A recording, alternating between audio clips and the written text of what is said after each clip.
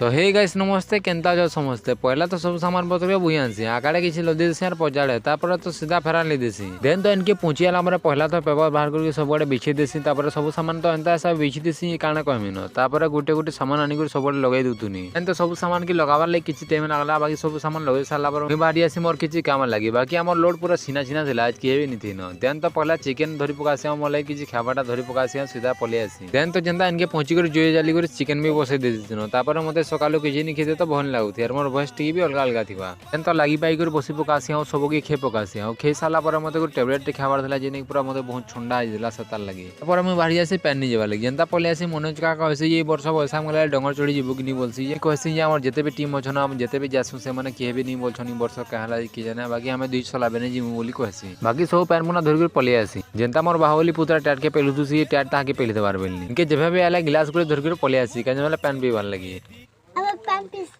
Then तो तार पर मोर मा सात पले आले तो ताकले स्पेशल 4 गुड़ी दे देनी ओ तो आज ही बॉयलंडा आधा चोर सरी जे अब सतार संगे चन्नी भी आधा पूरा खत्म हो गेला न लेकिन गजामु गजा हला वाले जते गजा आसी ये पतर भी पानी जेबार बेलनी जते बेले गजा नि होवेला ठीक भी गजा नि होए ओ गजामु करती आसी जुना हंदा ही बिका है जेनो सो आज रे ब्लॉग इनो खान करमाने मिलते हैं किसी नए ब्लॉग के साथ धन्यवाद।